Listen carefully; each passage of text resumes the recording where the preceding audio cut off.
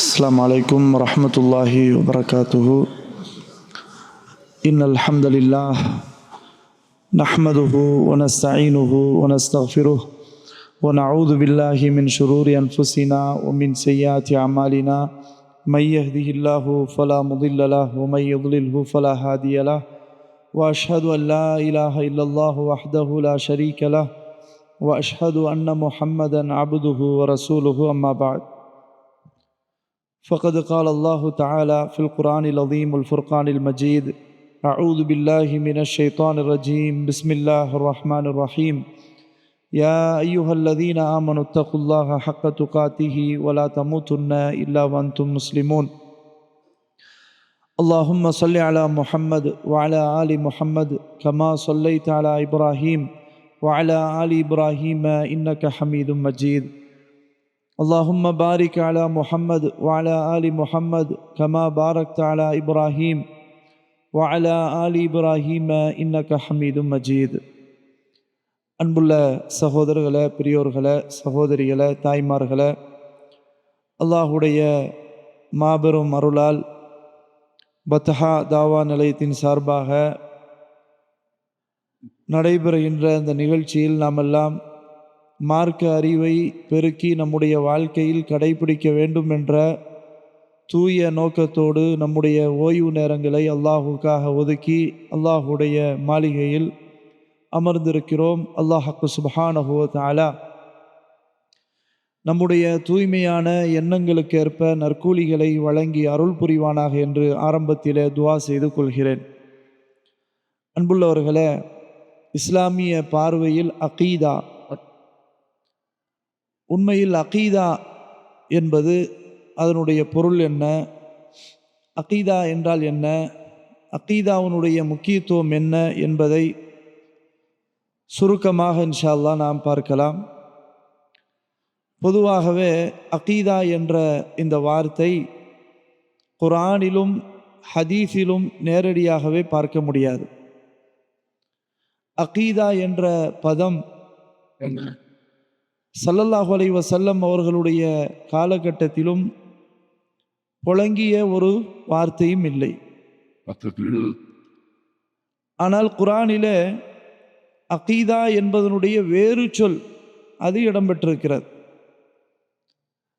உதாரணமாக அல்லாஹ் சுப்ஹானஹு வ தஆலா சத்தியம் செய்வதை பற்றி சொல்லும்போது, நீங்கள் வீணாக விளையாட்டாக சத்தியம் செய்தால் அதற்கு பிறகு மாறு செய்யும்போது அல்லாஹ் உங்களை குற்றம் பிடிக்க மாட்டான். மாறாக வலாக்கி யுஆஹிதுக்கும் பிமா அக்கத்துமுல் ஐமான், மாறாக நீங்கள் சத்தியம் செய்யும்போது உறுதியாக இருந்து அதற்கு பிறகு நீங்கள் மாறு செய்வீர்களே ஆனால் அல்லாஹ் உங்களை குற்றவாளியாக பிடிப்பான் என்பதை அல்லாஹ் சொல்கிறான். அப்போ இந்த இடத்துல அக்கத்துமுல் ஐமான் அகீதாவுடைய வேறு சொல். அதே மாதிரி இன்னொரு இடத்துல உக்குதத்துன் நிக்காஹ் அப்படின்னு அல்லாஹ் சுப்ஹானஹு வ தஆலா சொல்ல, நிக்காஹ் என்ற ஒப்பந்தம். அதே மாதிரி ஒமின் ஷர்ரின் நஃபாசாத்தி ஃபில் உக்கத், அதாவது ஊதக்கூடிய பெண்களின் தீங்குகளிலிருந்து, முடிச்சுகளில். உக்கத் என்றால் முடிச்சுகள். அப்போ அகீதா என்ற அந்த வார்த்தை அக்து என்ற பதத்திலிருந்து வந்தது. அதற்கு என்ன அர்த்தம் என்றால் உறுதியானது, பலமானது, வலுவானது என்பதுதான் அதனுடைய அர்த்தம். அன்புள்ளவர்களே, அகீதா என்றால் ஒன்றும் இல்லை, ஈமான் என்னவோ அதுதான் அகீதா. அகீதா என்றால் நம் உள்ளத்திலே ஆழமாக, வலுவாக, உறுதியாக இருக்க வேண்டிய நம்பிக்கை, அதுதான் நம்ம கொள்கை என்று சொல்வோம். இதுதான் அகீதா. இந்த அகீதா சஹாபாக்களுடைய காலகட்டத்திற்கு பிறகு பல கோணங்களிலே இந்த அகீதா என்ற வார்த்தை வேறு வார்த்தைகள் பயன்படுத்தப்பட்டிருக்கிறது. சுன்னா என்றும் சொல்லப்பட்டிருக்கிறது. அதே மாதிரி அல் ஃபிக்ஹுல் அக்பர் என்றும் சொல்லப்பட்டிருக்கிறது. அதனால தான் சுன்னா என்றால் அஹ்லு சுன்னா அப்படின்னு சொல்லுவாங்க. இப்படியான வார்த்தைகள் பயன்படுத்தப்பட்டிருக்கிறது. எனவே சுருக்கமாக அகீதா என்று சொன்னால் ஒரு மூமின், ஒரு முஸ்லிம் உள்ளத்திலே ஆழமாக நம்பிக்கை வைத்திருக்க வேண்டிய மிக முக்கியமான ஒன்று. அது என்னது? நமக்கெல்லாம் தெரியும். சின்ன வயசுலேயே நம்ம படிச்சிருப்போம். ஆமன்து பில்லாஹி வ மலாயிகத்திஹி வ குதுபிஹி வ ருசுலிஹி வல் யௌமில் ஆஹிரி வல் கத்ரி கைரிஹி வ ஷர்ரிஹி மினல்லாஹி தஆலா. 6 விஷயங்களை நம்ம நம்பிக்கை கொள்ளணும். இந்த 6 விஷயங்கள் முழுமையாக நம்பிக்கை கொள்ளணும். அல்லாஹுவை நம்புறேன்னா வெறும் அல்லாஹ் இருக்கிறான் அப்படின்னு நம்புறது மட்டும் இல்லை. அல்லாஹோடு தொடர்புடைய எல்லா விஷயங்களையும் முழுமையாக நம்பிக்கை கொள்வது. அதே போன்று தூதர்களை, மலக்குமார்களை, வேதங்களை இப்படி முழுமையாக நம்பிக்கை கொள்வது. இதுதான் அகீதா. அன்புள்ளவர்களே, அகீதா என்பது ஒரு முஸ்லிமுக்கு அடிப்படையான விஷயம். அகீதா அவனிடத்தில் சரியாக இல்லை என்றால் அவன் எவ்வளவு அமல்கள், நன்மைகள் செய்தாலும் அல்லாஹ்விடத்தில் அது ஒன்றுமே இல்லாமல் ஆகிவிடும். அகீதா என்பது ஒரு அடிப்படையானது. அது ஒரு அடித்தளம். ஒரு கட்டடத்திற்கு எப்படி அஸ்திவாரம் மிக முக்கியமோ, ஒரு மனிதனுக்கு மூச்சு, சுவாச காற்று, தண்ணீர் எப்படி முக்கியமோ, அதைவிட மிக மிக கூடுதலான முக்கியம் ஒரு முஸ்லிமுக்கு அகீதா, அவனிடத்தில் இருக்க வேண்டிய ஆழமான நம்பிக்கை, ஈமான். இந்த நம்பிக்கை, அகீதா இல்லாமல் அவன் என்ன செய்தாலும் அது ஒன்றும் பிரயோஜனத்தை தராது. எப்படி ஒரு வாகனத்திற்கு ஒரு என்ஜின் முக்கியமோ, என்ஜின் சரியில்லை, என்ஜினே இல்லை, வாகனம் நல்லா சூப்பராக இருக்குது, எல்லாம் நல்லா இருக்குது, ஆனால் இன்ஜின் சரியில்லை, அல்லது இன்ஜின் இல்லை, அது எப்படி நம்ம மதிப்போமோ அது மாதிரி தான். ஒரு கட்டிடத்திற்கு அஸ்திவாரம் சரியில்லாமல் எத்தனை மாடிகள் கட்டினாலும் அது எப்படி அது உறுதியான நம்பிக்கை இருக்க முடியாதோ, இலவசமாக வாருங்கள் இங்கே குடியிருங்கள் என்று சொன்னால் நாம் போக மாட்டோமோ, அதுபோலத்தான் ஒரு முஸ்லிமுடைய உள்ளத்திலே அகீதா, அந்த ஈமான், நம்பிக்கை இல்லை என்று சொன்னால் அவன் எவ்வளவு நன்மைகள் செய்தாலும் அல்லாஹ்விடத்தில் எடுபடாது என்பதை நாம் புரிந்து கொள்ள வேண்டும். உதாரணத்திற்கு சொல்வதாக இருந்தால், அப்துல்லா இப்னு ஜுதுஆன் என்று சொல்லக்கூடிய ஒரு மனிதர், இவரை பொறுத்தவரையில் அவர் ஒரு முஸ்லிம் கிடையாது. ஆனால் நல்ல மனிதர், தயாளத்தன்மை கொண்டவர், பிறருக்கு வாரி வாரி வழங்கக்கூடியவர், நன்மைகளை செய்வதில் அதிகம் அக்கறை செலுத்தக்கூடியவர். அப்படிப்பட்ட அப்துல்லா இப்னு ஜுதுஆன் என்பவரை பற்றி அன்னை ஆயிஷா ரதியல்லாஹு அன்ஹா அவர்கள் அல்லாஹ்வின் திருத்தூதர் ஸல்லல்லாஹு அலைஹி வஸல்லம் இடத்திலே கேட்கிறார்கள். அல்லாஹ்வின் தூதர் அவர்களே, இந்த அப்துல்லா இப்னு ஜுதுஆனுக்கு அல்லாஹ்விடத்தில் ஏதாவது ஒரு பயன் கிடைக்குமா, இவ்வளவு நன்மைகளை செய்கிறாரே என்று கேட்டபோது ஸல்லல்லாஹு அலைஹி வஸல்லம் அவர்கள் சொன்ன பதில் என்ன தெரியுமா? வலம் யகுல் யௌமன் ரப்பிக்ஃபிர்லி ஹதியதி யௌமத்தீன். இல்லைம்மா, அவர் ஒரு நாளாவது அல்லாஹுவை பார்த்து, எனது இரட்சகனே என்னுடைய பாவங்களை மன்னித்து விடு என்று அவர் சொன்னதே கிடையாதே. அவர் ஒரு ஈமானுடையவராகவே இல்லையே. அப்படி இல்லாமல் அவர் என்ன செய்தாலும் அல்லாஹ்விடத்தில் எந்த பயனும் தராது என்று ஸல்லல்லாஹு அலைஹி வஸல்லம் அவர்கள் சொன்னார்கள். அப்படியானால் அன்புள்ளவர்களே, அகீதா என்பது, ஈமான் என்பது மிக மிக முக்கியமானது. அதுதான் நமக்கு அஸ்திவாரம். அது இல்லை என்றால் நாம் எவ்வளவு நல்ல காரியங்கள் செய்தாலும் அல்லாஹ்விடத்தில் எந்த ஒரு நன்மை நமக்கு பெற்று தராது, மாறாக நஷ்டவாளிகளாக ஆகிவிடுவோம். அல்லாஹ் பாதுகாக்க வேண்டும். அன்புள்ளவர்களே, அகீதாவுடைய அடிப்படை நமக்கு எல்லோருக்குமே தெரியும். லா இலாஹ இல்லல்லாஹ், அல்லாஹுவை தவிர வணங்கப்படுவதற்கு தகுதியானவன் வேறு யாரும் இல்லை. இதுதான் அடிப்படையான விஷயம். இந்த அடிப்படையை நாம் தெளிவாக புரிந்து வைத்திருக்கிறோமா? நம்முடைய பிள்ளைகளுக்கு தெளிவாக சொல்லிக் கொடுத்திருக்கிறோமா என்பதை நாம் இந்த நேரத்தில் சிந்தித்து பார்க்க கடமைப்பட்டிருக்கிறோம். ஏனென்று சொன்னால், இந்த அகீதாவை உண்மையில் நாம் அறிந்து படித்து வைத்திருந்தால் அதனுடைய பயன்கள் ஏராளம் ஏராளம். இந்த உலகிலும் நாம் நல்ல முறையில் வாழலாம், மறுமையிலும் வெற்றியை பெறலாம். இந்த நம்பிக்கை மட்டும் நம்மிடத்திலே சரியில்லை என்றால், அல்லது அந்த நம்பிக்கையில் குறைகள் இருக்குமேயானால், உண்மையில் இந்த உலகத்திலும் நமக்கு நஷ்டம், மறுமையிலும் மிகப்பெரிய நஷ்டம். கல்வியிலேயே மிகப்பெரிய கல்வி, உன்னதமான கல்வி, அடிப்படையான கல்வி அல்லாஹுவை பற்றி அறியக்கூடிய கல்வி. அல்லாஹுவை நாம் தெளிவாக தெரிந்து வைத்திருக்கிறோமா? அல்லாஹுவை நம்பிக்கை கொள்வது என்று சொன்னால் அல்லாஹ் இருக்கிறான் என்று நம்பிக்கை கொள்வதோடு மட்டுமல்ல, அல்லாஹ் எங்கு இருக்கிறான், அல்லாஹ் எப்படிப்பட்டவன், அவனுடைய வல்லமை என்ன, அவனுடைய அடக்கி ஆளும் தன்மை என்ன, எல்லாம் அல்லாஹுவை பற்றி தெரிந்தால்தான் அது முழுமையான ஒரு கல்வி. அல்லாஹுவை பற்றி இன்று இஸ்லாமிய சமுதாயம் என்ன நினைத்து வைத்திருக்கிறார்கள்? அல்லாஹ் எங்கும் இருக்கிறான், தூணிலும் இருக்கிறான், துரும்பிலும் இருக்கிறான், எல்லா இடத்திலும் இருக்கிறான் என்று சொல்கிறார்கள். இந்த நம்பிக்கை பிழையானது.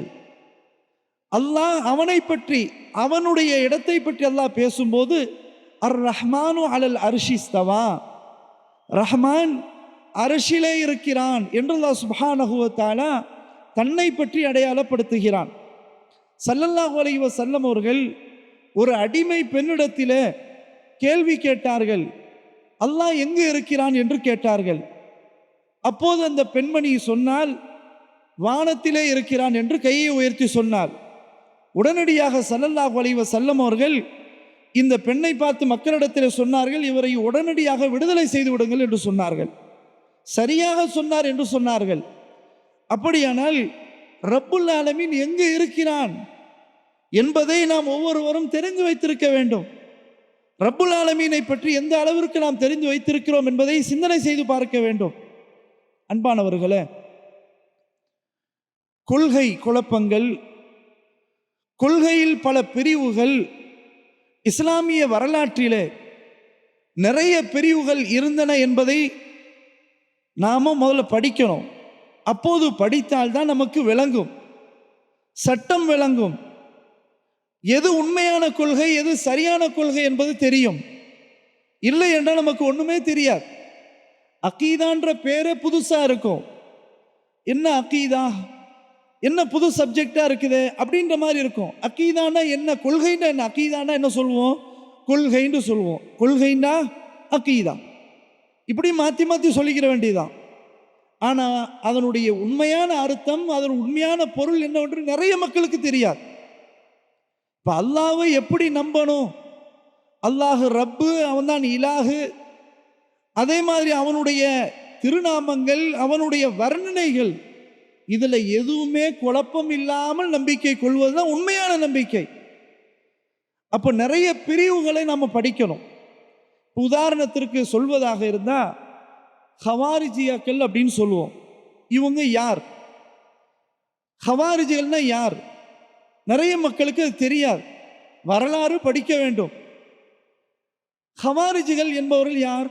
அவர் குர்ஆன் சுன்னாவுக்கு அவர்கள் மாற்றமாக நடந்தவர்களா, அல்லது பலகீனமான ஹதீஸ்களை பின்பற்றக்கூடியவர்களா, எட்டுக்கட்டப்பட்ட ஹதீஸ்களை பின்பற்றக்கூடியவர்களா? இல்லவே இல்லை. கூடுதலாக ரொம்ப உறுதியாக குர்ஆனையும் சுன்னாவையும் சஹீஹான ஹதீஸையும் பின்பற்றக்கூடியவங்க தான் ஹவாரிஜிகள். ஆனால் அப்படிப்பட்டவங்க தான் காஃபிர்கள் என்று எல்லோரும் சொல்கிறார்கள். ஸல்லல்லாஹு அலைஹி வஸல்லம் அவர்களும் முன்னறிவிப்பு செய்துவிட்டு போனார்கள், பின்னால் இவர்கள் உருவாகுவார்கள், இப்படிப்பட்ட நிலையில் இருப்பார்கள் என்று. அப்போ யார் அவர்கள்?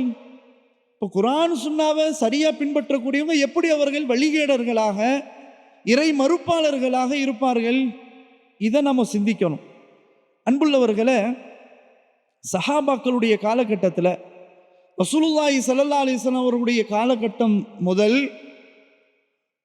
அபூபக்கர் சித்திக் ரலியல்லாஹு அன்ஹு, உமர் ரலியல்லாஹு அன்ஹு, உஸ்மான் ரலியல்லாஹு அன்ஹு, இவர்களுடைய காலகட்டத்தில் எல்லோரும் ஒரே அணியாக தான் இருந்தார்கள். முஸ்லிம்கள் என்றுதான் பெயர் வைக்கப்பட்டது. அப்படித்தான் அல்லாஹ்வுடைய ஆர்டர். எல்லோரும் முஸ்லிம்கள் தான். முஸ்லிம் முஸ்லிம் என்ற பதம் தான் அங்கு எல்லாருக்கும் ஒரே விதமாக இருந்தது. பின்னால் அலி ரலியல்லாஹு அன்ஹு அவர்களுடைய காலகட்டத்தில் அவர்களுக்கும் முஆவியா ரலியல்லாஹு அன்ஹு அவர்களுக்கும் மத்தியில சில பிரச்சனைகள் அணுகும்போது, அப்போது இருவருக்கும் மத்தியில், இரு கூட்டத்திற்குள் மத்தியில, உங்களுக்கு எல்லாம் தெரியும் சிஃபின் என்ற யுத்தம் நடந்தது. அதற்கு பிறகு இரண்டு அணியினர்களில் நடுநிலையாக இருக்கக்கூடியவர்களோடு ஒரு பேச்சுவார்த்தை நடத்தி ஒரு சுமூகமான ஒரு நிலைக்கு நாம் வரணும் அப்படின்ற ஒரு நிலையை ஏற்பாடு செஞ்சாங்க. இந்த நேரத்தில் தான் அலி ரலியல்லாஹு அன்ஹு அவர்கள் இப்னு அப்பாஸ் ரலியல்லாஹு அன்ஹுமா அவர்களை அனுப்பி, நீங்க அந்த மக்கள்கிட்ட போய் பேசுங்கன்னு சொன்னாங்க. இப்படி ஒரு கட்டம் நெருங்கும் போது தான் அதுலேருந்து ஒரு பிரிவினர் உருவாகி, இல்லை இல்லை அலியும் சரியில்லை ரலியல்லாஹு அன்ஹு, முஆவியாவும் சரியில்லை, இந்த நடுநிலையாக பேணி பேச்சுவார்த்தைக்கு வருகிறார்களே இவர்களும் சரியில்லை, அல்லாஹ்வுடைய சட்டம்தான் முக்கியம், இந்த சுமூகமான நிலை, இவர்களுக்கும் மத்தியில் ஒரு பேச்சுவார்த்தை, இதெல்லாம் கூடவே கூடாது, இவர்களெல்லாம் சரியில்லை. இனில் ஹுக்குமு இல்லா லில்லாஹ், சட்டம் என்றால் அது அல்லாஹ்வுக்கு சொந்தமானது, இவர்கள் என்ன பேச்சுவார்த்தை வைக்கிறது என்று அவர்கள் அலி ரலியல்லாஹு அன்ஹு அவர்களுக்கும் முஆவியா ரலியல்லாஹு அன்ஹு அவர்களுக்கும் எதிராக வெளியேறியவர்கள் தான் ஹவாரிஜிகள். இன்னும் சொல்ல போனால் இந்த ஹவாரிஜிகள் யார் என்றால், அலி ரலியல்லாஹு அன்ஹு அவர்களை காஃபிர்கள், முஆவியா அல்லாஹ்வுடைய அணிகளை காஃபிர்கள் என்று சொல்லக்கூடியவர்கள். அவர்களுக்குள்ள அஜெண்டா என்ன தெரியுமா? சட்டம் என்பால் அல்லாஹ்வுடைய சட்டமாக தான் இருக்கணும், மனிதர்களுடைய சட்டம் இருக்கக்கூடாது அப்படின்ற நிலைப்பாட்டில் உறுதியாக இருந்தவர்கள். ஆனால் எந்த சட்டத்தில் அல்லாஹ் சுப்ஹானஹு வ தஆலா சட்டம் என்பது எனக்கு சொந்தம்னு சொல்றானோ அதே அல்லாஹ் தான் உங்களுக்கு மத்தியில் சுமூகமான நிலையை ஏற்படுத்துங்கள் அப்படின்றதே ரப்புல் ஆலமீன் தான் சொல்றான். இருவருக்கும் மத்தியில் பிரச்சனை நடந்தால் ஃபஅஸ்லிஹு பைனஹுமா, நீங்க அந்த ரெண்டு பேருக்கும் மத்தியில் ஒரு சுல்ஹை ஏற்படுத்துங்க, ஒரு இணைப்பை ஏற்படுத்துங்க, உங்களுக்கூட பேசிக்கொள்ளுங்கள். வஸ்ஸுல்ஹு கைர், பிரிவதை விட நல்லிணக்கம் தான் சிறந்தது என்று ரப்புல் ஆலமீன் குர்ஆன்ல வேறு இடத்துல சொல்கிறான். அதை அவர்கள் விட்டுவிட்டு சட்டம் என்றால் அல்லாஹ் சொல்லணும், அல்லாஹ் சொல்லணும் அதுதான் அப்படின்ற மாதிரி வந்தவர்கள் தான் ஹவாரிஜிகள். சுபஹான் அல்லாஹ், பின்னாடி மார்க்கத்தை விட்டு வெளியேறி விட்டார்கள் ஹவாரிஜிகள். இந்த நேரத்தில் தான் இப்னு அப்பாஸ் ரலியல்லாஹு அன்ஹு அவங்கள அழைத்து, நீங்க ஹவாரிஜிகள்கிட்ட போய் பேசுங்க அப்படின்னு அனுப்புறாங்க அலி ரலியல்லாஹு அன்ஹு. அப்போ ஹவாரிஜிகள்கிட்ட தலைவர்கள்ட்ட போய் இப்னு அப்பாஸ் ரலியல்லாஹு அன்ஹு முதல்ல சந்திக்கிறாங்க. சந்திக்கும் போது ஆரம்பத்திலே சொல்றாங்க, நான் அல்லாஹ்வின் திருத்தூதர் ஸல்லல்லாஹு அலைஹி வஸல்லம் அவர்களுடைய மருமகன் மூலமாக நான் வந்திருக்கிறேன், ரசூலுல்லாஹி ஸல்லல்லாஹு அலைஹி வஸல்லம் அவர்களுடைய தோழர்களிடமிருந்து நான் உங்களிடத்தில் வந்திருக்கிறேன் என்று ஆரம்பத்திலே பேசினார்கள். பேசிட்டு சொன்னாங்க, உங்களுடைய அணிகளை நான் பார்க்கிறேன், யாருமே அல்லாஹ்வின் திருத்தூதர் ஸல்லல்லாஹு அலைஹி வஸல்லம் அவர்களோடு தோழமை கொண்ட ஒரு தோழரும் இல்லையே. முதல் விஷயம் இதுதான், எந்த தோழரும் இல்லையே அப்படின்னு சொல்லி தான் ஆரம்பிச்சாங்க. இதில் என்ன விளங்குதுன்னு கேட்டா, இங்கே தான் நம்ம விளங்க வேண்டிய செய்தி ஒன்று இருக்குது. சஹாபாக்களுடைய விளக்கம், ஃபஹ்மு சஹாபா, சஹாபாக்களுடைய விளக்கம் இங்கு தேவை. ஏனென்றால் சஹாபாக்கள் எப்படி ரப்புல் ஆலமீனை புரிந்தார்கள், சஹாபாக்கள் எப்படி மலக்குமார்களை நம்பினார்கள், எப்படி அவர்கள் வேதங்களை நம்பினார்கள், இந்த விளக்கம் இல்லாமல் சுய விளக்கம், அவர்களும் குர்ஆன் ஹதீஸ் தானே, ஹவாரிஜிகளும் குர்ஆன் ஹதீஸ் தானே, அவர்கள் அது பியூரா பின்பற்றக்கூடியவர்கள் தானே. ஆனால் பிரச்சனை என்ன? மற்ற விளக்கங்களை விட்டு விட்டார்கள். அதனால தான் எடுத்த எடுப்பிலே இப்னு அப்பாஸ் ரலியல்லாஹு அன்ஹுமா சொன்னார்கள், உங்களில் யாரும் சஹாபி இல்லையே, அப்போ உங்கள்கிட்ட பேசவே முடியாது என்ற அந்த கருத்துப்பட சொன்னார்கள். உண்மையில் அன்புள்ளவர்களே, இப்படித்தான் ஹவாரிஜிகள் மார்க்கத்திலிருந்து வெளியேறினார்கள். நீங்கள் எந்த கொள்கையுடையவர்கள்ட்ட கேட்டாலும் சொல்லுவாங்க, ஹவாரிஜிகள் எப்படிப்பட்டவர்கள்னா மார்க்கத்திலிருந்து வெளியேறியவர்கள். இது நமக்கு தெரியாது. அதே மாதிரி முஅ்தஸிலான்னு ஒரு பிரிவு இருந்தாங்க. முஅ்தஸிலான்ற பிரிவு அவங்க எப்படிப்பட்ட சிந்தனை, அகீதா, அவங்களுடைய அகீதா எப்படின்னு தெரியுமா? பாவம் செய்யக்கூடியவர் யாராக இருந்தாலும், அவர்களுக்கு நிரந்தர நரகம்தான். அல்லாஹ் இவங்களுக்கு இரக்கம் காட்டக்கூடாது, பாவம் செய்யக்கூடாது, அதுக்குரிய தண்டனைன்னு சொல்லி போட்டு அல்லாஹ் எப்படி அவங்கள மன்னிச்சு சொர்க்கத்துக்கு அனுப்பலாம்? அப்படிலாம் அனுப்பக்கூடாது.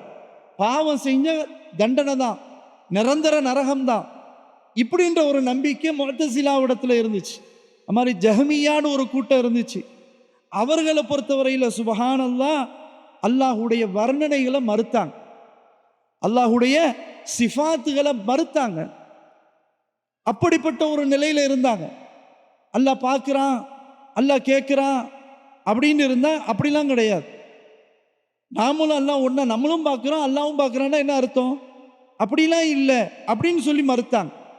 இப்படி ஒரு கூட்டம் அல் கதரியான்னு ஒரு கூட்டம் இருந்துச்சு. விதியவே மறுத்தாங்க, விதியவே மறுத்தாங்க அல் கதரியா. அவங்க என்ன சொல்லி மறுத்தாங்க? அல்லாஹ்வுடைய நாட்டம்லாம் கிடையாது, மனுஷன் என்றது தான் அவனுடைய நடைமுறை. அல்லாஹ்வுடைய நாட்டத்தால் இப்படி நடந்தான் மனுஷன் அப்படின்றதுலாம் கிடையாது. அவன் மனுஷன் விரும்புகிறபடி செயல்பட்டான் அப்படின்ற மாதிரி அவங்க நம்பிக்கை. ஆனால் நாம் எப்படி நம்பி இருக்கிறோம்? ஒல் கதிரி ஹைரிஹி ஒ ஷர்ரிஹி மினல்லாஹி தஆலா. அது ஹைராக இருந்தாலும் ஷர்ராக இருந்தாலும் அல்லாஹ்வின் புறத்திலிருந்து வந்தது என்ற நம்பிக்கை தான் அஹ்லு சுன்னா, அதுதான் அல் அகீதத்து ஸஹீஹா. ஆனால் அந்த கதரியா என்ற பிரிவினர்கள் இப்படி மறுத்து மார்க்கத்தை விட்டு வெளியேறினார்கள்.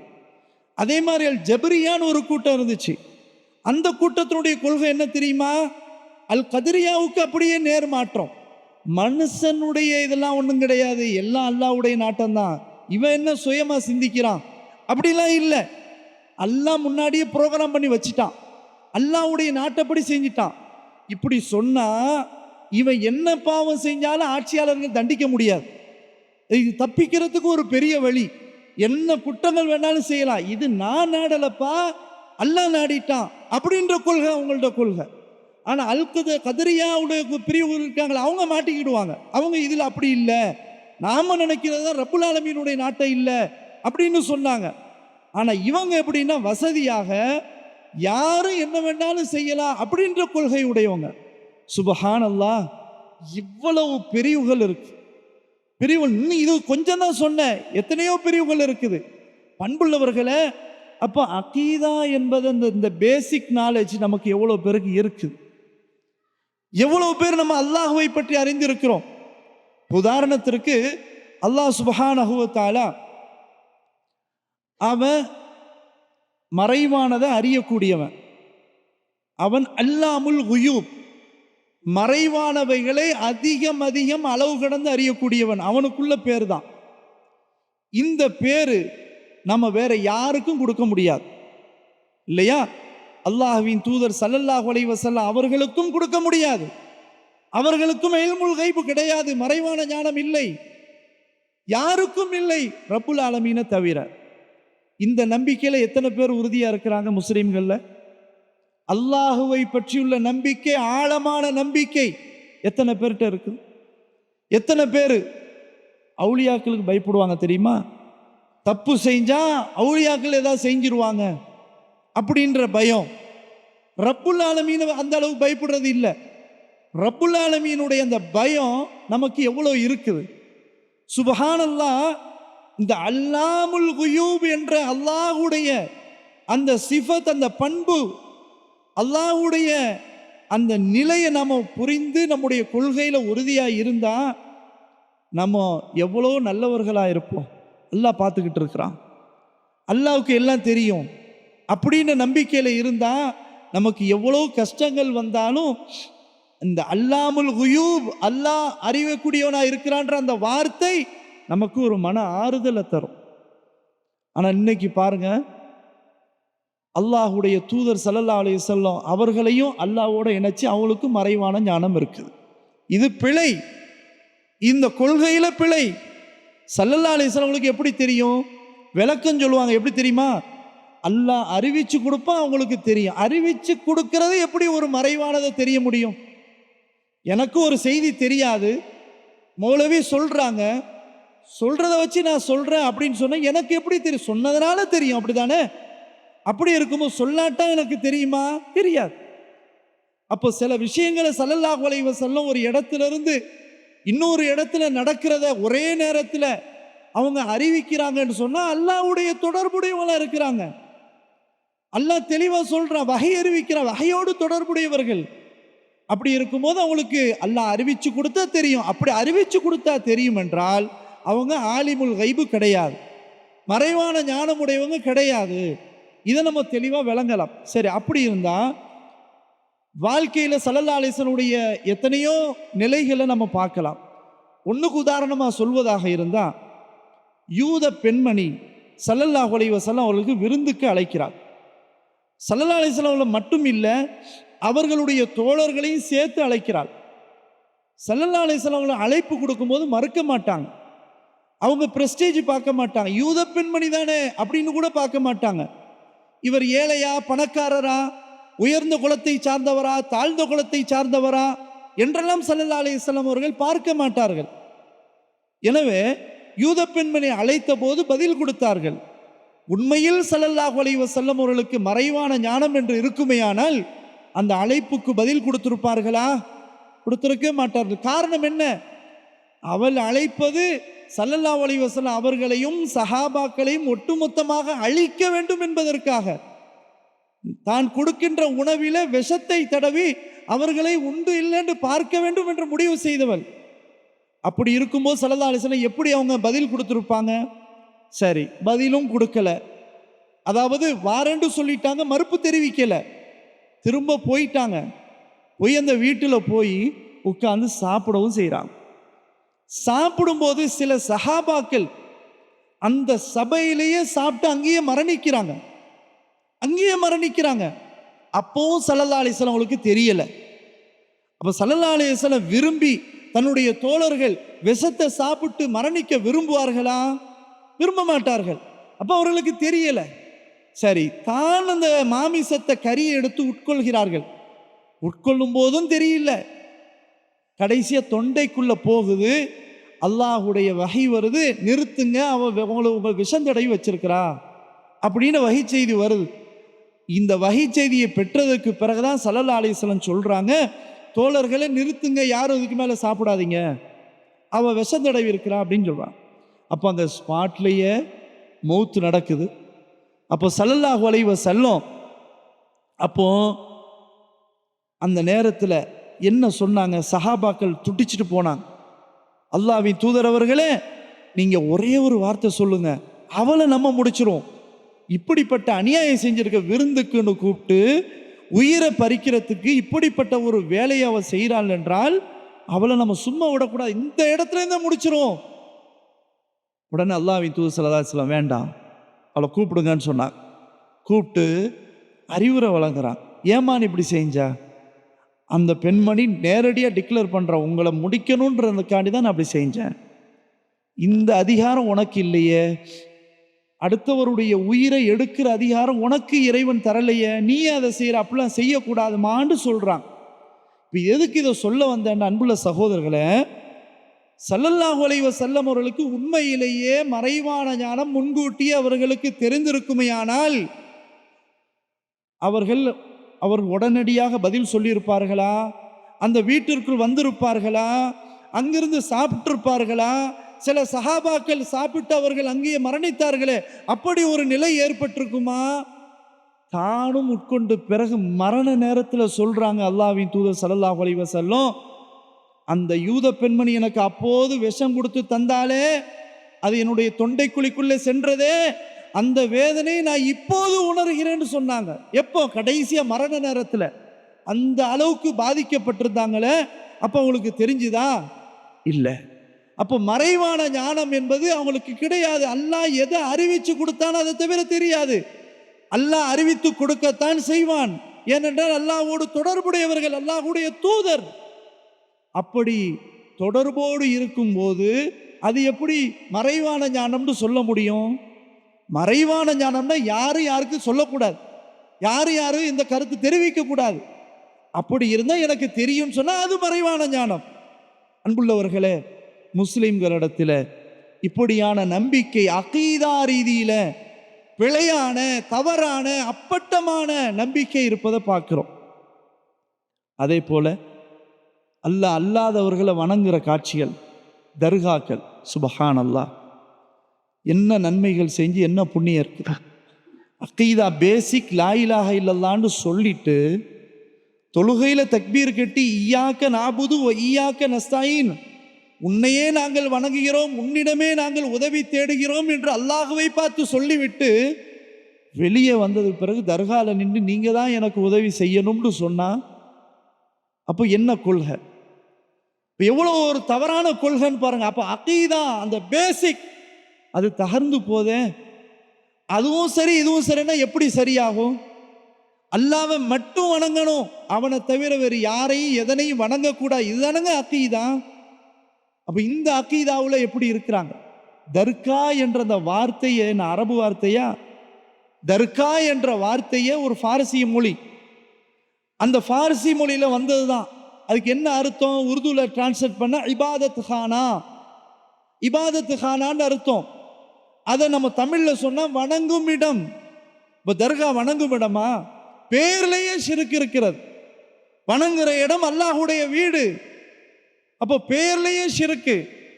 இன்னைக்கு முஸ்லீம் அல்லாதவர்கள் கேலி கூத்தா கேட்குறாங்களே, நாங்கள் நிற்க வச்சு வணங்குறோம், நீங்கள் படுக்க வச்சு வணங்குறீங்க, இதுதானே எங்களுக்கு உங்களுக்குள்ள வித்தியாசம், வேற எங்களை போன்ற எல்லா விஷயங்களும் உங்களிடத்திலும் இருக்கிறதே என்று கேட்கிறார்கள் என்றால் இதை நம்ம சும்மா அப்படி கடந்து போயிட முடியுமா? நம்முடைய சகோதரர்கள் தானே, நம்முடைய குடும்பத்தில் இருப்பவர் தானே இந்த தவறுகளை செய்கிறார்கள். அப்போ இவர்களுக்கு நம்ம எப்படி அகீதாவை சொல்றது? அதெல்லாம் நமக்கு தேவையில்லை.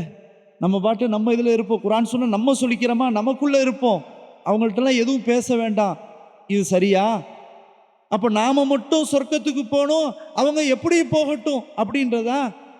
இப்போ ஸல்லல்லாஹு அலைஹி வஸல்லம் 13 ஆண்டுகள் மக்காவில இருந்து இந்த அகீதாவை தானே சொன்னாங்க, இந்த அகீதாவை தானே போதிச்சாங்க. அப்போ அவங்க நினைச்சிருந்தா அவங்க எப்படி இருக்கட்டும், நாங்கள் இப்படி இருந்துக்கிறோம் அப்படின்னு சொல்லி இருந்திருக்கலாமே, எந்த பிரச்சனையும் வந்திருக்காதே.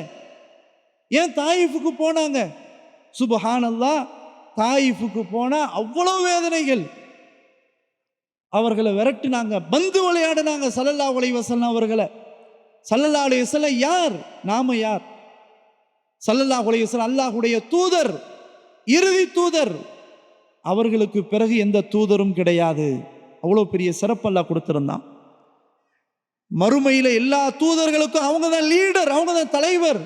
அல்லாஹ் அப்படிப்பட்ட பொறுப்பை கொடுத்திருந்தான். சொர்க்கத்தில் முதலாக சொர்க்கத்தின் வாசலை தட்டி நுழையக்கூடிய மாமனிதர் முஹம்மது ஸல்லல்லாஹு அலைஹி வஸல்லம். அப்படிப்பட்ட சிறப்புகளை கொடுத்து அல்லாஹ் உயர்வாக வைத்து ஏன் இவ்வளோ கஷ்டப்படணும்? சும்மா லா இலாஹ இல்லல்லாஹ்னு சொல்லிட்டு போயிட்டு அப்படியே ஒதுங்கி அவன் இஷ்டப்படி செய்யட்டும் அப்படின்னு விட்டுருக்கலாமே, ஏன் இவ்வளோ கஷ்டம்? தாயிஃபுடைய நிலை கொஞ்சம் செஞ்சு பாருங்க. அவருடைய வரலாறு பேசுது. ஸல்லல்லாஹு அலைஹி வஸல்லம் அவருடைய காலில் அணிந்த ஷூ முழுக்க முழுக்க இரத்தக்கரை. பல கிலோமீட்டர் ஓடுனாங்க, விரட்டப்பட்டு ஓடுனாங்க. எவ்வளவு கஷ்டங்கள். சுப்ஹானல்லாஹ். இந்த கொள்கைக்கு தானங்க, இந்த அகீதாவுக்கு தானே. ஒரு காலத்தில் நம்ம அகீதா தீவிரமாக இருக்கணும், அதெல்லாம் கரெக்டாக இருந்தோம். ஆனால் இன்னைக்கு அப்படி இல்லை. இன்னைக்கு எல்லாம் அட்ஜஸ்ட்மெண்ட் ஆயிடுச்சு. அவன் எப்படி போட்டோம், நம்ம எப்படி இருப்போம் அப்படின்ற மாதிரி ஆயிடுச்சு.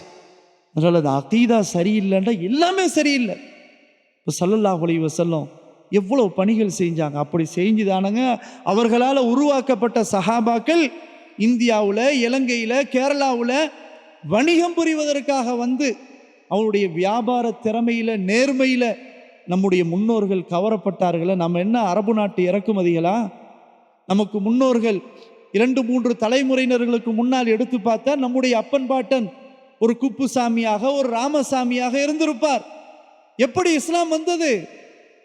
இந்த சஹாபாக்கள் வழியாதானே. இந்த சஹாபாக்களை பண்படுத்தியவர் யார்? ஸல்லல்லாஹு அலைஹி வஸல்லம். அவ்வளவு கஷ்டங்கள், சஹாபாக்கள் கொல்லப்பட்டார்கள், பல யுத்தங்கள் செய்தார்கள். எதற்காக? இந்த அகீதாவை சரியாக நிலைநாட்ட வேண்டும், இந்த கொள்கையில உறுதியோடு இருக்க வேண்டும் என்பதற்காகத்தானே இவ்வளவு அடி உதை துன்பங்கள். சுப்ஹானல்லாஹ். ஸல்லல்லாஹு அலைஹி வஸல்லம் மக்காவுல சஜதா செய்ய முடிஞ்சிச்சா? அந்த காலத்தில் சஜதா செஞ்சாங்க, நிமிர முடியாம ஆக்குனாங்க. ஒட்டகத்தினுடைய குடலை போட்டாங்களே, சும்மா ஆட்டுக்குடலா இருந்தாலும் தூக்கி வீசிடலாம், ஒட்டக குடலை ஒரு மனுஷனு மேல போட்டா அவன் நிமிர முடியுமா? எதுக்கு இந்த அடி உதை? அகீதா, கொள்கை நிலைநாட்டுவதற்காக.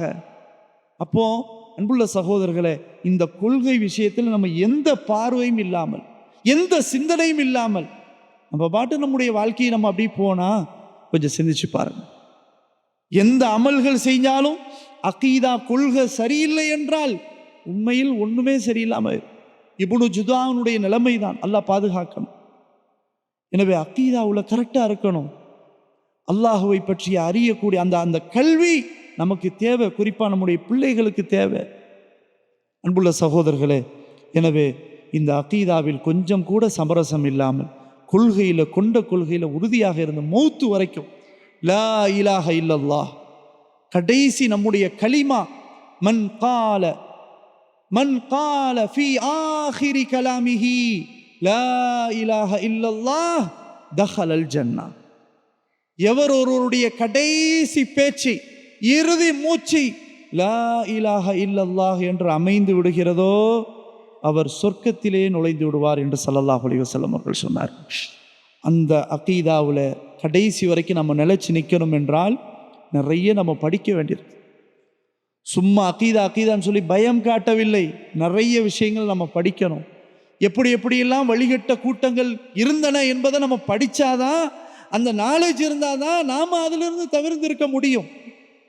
அன்புள்ள சகோதரர்களே, சொன்ன பிரிவுகள் எல்லோருமே என்ன சொன்னவர்கள்? நாங்கள் தான் குர்ஆன் சுன்னா பின்பற்றக்கூடிய அஹ்லு சுன்னத் வல் ஜமாஅ என்று சொன்னவர்கள் எல்லாரும். முஅத்தஸிலா அவர்களுடைய பேரு, அவங்க எல்லாம் அறிவை கொண்டே எல்லாம் பேசுவாங்க. குர்ஆன் சுன்னா அறிவை கொண்டு முற்படுத்துவாங்க அந்த பிரிவு. சிந்திச்சு பார். ஆனா இவங்களுக்குள்ள பேர் என்ன தெரியுமா? அஹ்லு தௌஹீத். நாங்க தான் தௌஹீத்வாதிகள். சுப்ஹானல்லாஹ். சிந்திச்சு பாருங்க. அப்ப இந்த பிரிவுகளை நம்ம தெரியணும். அறிவுக்கு பாருங்க அன்புள்ள சகோதரர்களே, அல்லாஹ் ஒன்றை சொல்லிவிட்டால், அல்லாஹ்வுடைய தூதர் ஸல்லல்லாஹு அலைஹி வஸல்லம் அவர்கள் ஒன்றை சொல்லிவிட்டால் அவ்வளவுதான். சமியானா வாத்தானா. அதற்கு பிறகு நம்முடைய அறிவு அதுக்கு யூஸ் பண்ண வேண்டிய தேவையே இல்லை. அகீதா கொள்கை விஷயத்துல சிந்திக்க வேண்டிய தேவையில்லை. அல்லாஹ்வுடைய வல்லமையை சிந்திங்க, படைப்புகளை சிந்திங்க. ஆனா கொள்கையில அதை நம்ம சிந்திக்க முடியாது. அல்லாஹ்வுடைய வர்ணனைகளை அதை நம்ம சிந்திக்க முடியாது. அல்லாஹ் இருக்கிறான்னா இருக்கிறான், அல்லாஹ் வானத்திலிருந்து இறங்குறான்னா இறங்குறான். எப்படி இறங்குறான் தெரியல. நம்ம வியாக்கியானம் கொடுத்துட்டு இருக்க முடியும். இறங்குனா காலி ஆகுமே. நீ யாரை சிந்திக்கிற? நீ நம்ம நிலையை சிந்திக்கிற. அல்லாஹ் என்னவோ மொட்டை மாடியிலேருந்து இருந்து ஒரு சேர்ல உட்கார்ந்து கீழே வர்றது மாதிரி நம்ம நினைக்கிறோம். இந்த பகுத்தறிவு தான் கூடாது. இமாம் மாலிக் ரஹ்மத்துல்லாஹி அலைஹி என்ன சொன்னார்கள்? அல் இஸ்திவாஉ மஅலூம். அல்லாஹ் அர்ஷில இருக்கிறான் என்பது உறுதியானது, அறிந்த விஷயம். அதுல உல் கைஃப் மஜ்ஹூலுன், எப்படி அது தெரியாது. அதே சமயத்துல நாம நம்பிக்கை கொள்வது வாஜிப் அப்படின்னு சொன்னாங்களே. வஸ்ஸுஆலு அன்ஹு பித்ஆ. அதை பத்தி கேள்வி கேட்டுக்கிட்டு அது எப்படி, இது இப்படி, அது இப்படி இருக்குமோ, இது பிதத்துல வந்து விட்டுரும், வழிகேட்டில் கொண்டு போய் விடும். இதானங்க சரியா நம்பிக்கை.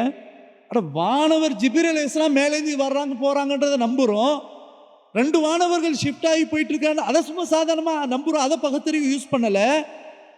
அதே மாதிரி எத்தனையோ மைலுக்கு அப்பால் ஸல்லல்லாஹு அலைஹி வஸல்லம் மியராஜ் பயணத்துக்கு புராக் வானத்துல போனாங்கன்றதை நம்புறோம், இறங்கி வந்தாங்கன்றதை நம்புறோம். அதெல்லாம் நம்ம பகுத்தறிவு சொல்லல, சிந்திக்கல. ஆனா ரப்புல் ஆலமீன் இறங்குறான்னா அப்ப இடம் காலியா இருக்குமே, இதைத்தான் சிந்திக்க கூடாது. ஒரு அளவுதான் நமக்கு. அன்புள்ள சகோதரர்களே, இன்னொரு உதாரணத்தை மட்டும் சொல்லி முடிச்சுக்கிறேன். ஸல்லல்லாஹு அலைஹி வஸல்லம் அற்புதமாக சஹாபாக்களை உருவாக்கிட்டு போனாங்க. அவங்க பகுத்தறிவை வச்சு சிந்திப்பதா இருந்தா எப்படியோ போயிருப்பாங்க. ஆனால் அப்படி போகலை. 1-2 விஷயம் சொல்வதாக இருந்தா, ஹஜ்ஜுல் அஸ்வது கல்லை முத்தமிடுறாங்க உமர் ரலியல்லாஹு அன்ஹு. நம்ம என்ன நினைக்கிறோம் தெரியுமா? சரி நம்மளை விடுங்க, நம்ம நம்பிக்கை கொண்டிருக்கிறோம், முஸ்லீமா இருக்கிறோம், மூமினா இருக்கிறோம், அந்த பகுத்தறிவு சிந்திக்கிறது வேண்டான்னு வைங்க. ஆனால் முஸ்லீம் அல்லாததுக்கு என்ன பதில் சொல்லுவீங்க? இதே கேள்வி எல்லாருமே. நான் கேட்குறேன், முஸ்லீம் அல்லாதவர்களுக்கு எல்லா கேள்விக்கும் பதில் சொல்லணுன்ற ஏதாவது நிர்பந்தம் இருக்குதா? அப்படி நம்ம சொல்லி அவன் திருப்தி அடையாட்டா நம்ம தப்பு பண்ணணும்னு அர்த்தமா? எல்லாத்துக்கும் பதில் சொல்லி ஆகணுன்றது என்னமாவது ஒன்று சொல்லி நம்ம மாட்டிக்கிறோம். அப்படி சொல்லணுன்ற கட்டாய நிர்பந்தம் கிடையாது. அகீதாவை சொல்லுங்க, படைத்தவன் யாருன்றதை சிந்திக்க சொல்லுங்க. அப்ப அவன் கேள்வி கேட்டா என்ன சொல்றது? அவன் கேள்வி கேட்க மாட்டான், இவனே கேள்வி கேட்க வச்சிருவான். சரி, ஹஜ்ஜர் அஸ்வத் கல்லு, உமர் ரலியல்லாஹு அன்ஹு செய்யறாங்க, முத்தம் விடுறாங்க. நமக்கு தெரியும் ஒரு காஃபிர் கேள்வி கேட்கிறான், அது என்ன முத்தம் விடுறீங்க? இப்படிதானே நாங்களும் சிலையை வச்சு முத்தம் விட்டுருக்கிறோம் அப்படின்னு சொன்னா நம்ம என்ன பதில் சொல்லுவோம்? அழகா உமர்லானுக்கு பதில் சொல்லிட்டு போயிட்டாங்க. ஹஜ்ஜர் அஸ்வதை பார்த்தே பேசுறாங்க. என்னக்க ஹஜர் லா ததுர்ரு வலா தன்ஃபா, நீ வெறும் கல்லு தான், உனக்கு ஒரு பயனும் செய்ய முடியாது, ஒரு தீங்கு செய்ய முடியாது. உன்னை நான் முத்தமிடுகிறேன் என்றால் அல்லாஹ்வின் தூதர் ஸல்லல்லாஹு அலைஹி வஸல்லம் அவர்கள் முத்தமிட்டார்கள், அதனால் நான் முத்தமிடுகிறேன், அவ்வளவுதான். சுப்ஹானல்லாஹ். அது அப்படி முடிச்சுட்டாங்க பாருங்க. இதானங்க நம்பிக்கை. இப்போ அது எப்படி முத்தமிடலாம்? அதில் என்ன பகுத்தறிவு? அதில் ஏதாவது முத்தமிட்டா நமக்கு ஏதாவது நோய் குணமாகும் அல்ல வேற ஏதாவது இருக்குதா? ஏதாவது சொல்ல முடியுமா? உமர்லான அழகா சொல்லிட்டு வாசல் அடைச்சிட்டாங்களே. அதே மாதிரி இப்போ நம்ம குளிர் காலத்தில் இருக்கிறோம், காலுறை அணிகிறோம். அதுக்குரிய சட்டம் என்ன? ஒது செய்துவிட்டு காலுறை அணிந்தால் நம்ம கடைசி நேரத்தில் ஒது திரும்ப செய்யும் போது காலில் மசகு செஞ்சா போதும், காலில் தடவினால் போதும். எப்படி தலைக்கு நம்ம மசகு செய்வோமோ அது போல காலுக்கு மசகு செஞ்சா போதும். சரி, எங்கே செய்யறது? இப்போ நம்ம காலை வைக்கிறது கீழே வைக்கிறோம். மசகு இப்படி செய்யணுமா, இப்படி செய்யணுமா, மேலே செய்யணுமா, கீழே செய்யணுமா? மேலே தான் செய்யணும், கீழே செய்யக்கூடாது. அலி ரலியல்லாஹு சொல்கிறாங்க, என்னுடைய அறிவை வைத்து நான் இதை செய்வதாக இருந்தால் நான் கீழே தான் செய்யணும். ஏன்? கீழே தானங்க காலை வைக்கிறோம், கீழே தானே அசுத்தம் படுது, எல்லா டெஸ்ட்டும் அதில் தானே படுது. அப்படி இருக்கும்போது நான் கீழே தானே செய்யணும். ஆனால் சொன்னாங்க அலி ரலியல்லாஹு, அல்லாஹ்வின் தூதர் ஸல்லல்லாஹு அலைஹி வஸல்லம் மேலே செய்யும்படி சொன்னார்கள், அதனால் செய்கிறேன், அவ்வளவுதான். இதுதான் கொள்கை, அக்கீதா. இந்த நம்பிக்கை நமக்கு ஆழமாக இருக்கணும். இது அல்லாமல் சின்ன சின்ன சில விஷயங்கள், மசாயில் சம்பந்தப்பட்ட விஷயம், அக்கீதாவையும் மசாயிலையும் போட்டு மக்கள் குழப்பி குழப்பி நெஞ்சில் கெட்டுறதும் விரலை அசைக்கிறோம், இதை கொள்கைன்னு சொல்லுவாங்க. நெஞ்சில் கெட்டுறதும் விரலை ஒருத்தன் அசைக்கிறான் அல்லது நீட்டுறான் அல்ல என்னமோ செய்கிறான், இது கொள்கையா? இது அக்கீதாவா? ஒருவர் இந்த ஹதீஸை இப்படி புரிஞ்சிருப்பார், இன்னொருவர் இப்படி புரிஞ்சிருப்பார். இதில் என்ன இருக்குது? ஒருவர் அசைக்கணும்னு அவர் படித்ததில் அவர் வழங்கினதில் அது இருக்கும், இன்னொருவர் இல்லை விரலை நீட்ட தான் செய்யணுங்கிற கொள்கையே இல்லாமல் ஆயிடுச்சா? நம்ம ஊரில் சொல்லுவோம், கொள்கையே இல்லை உனக்கு.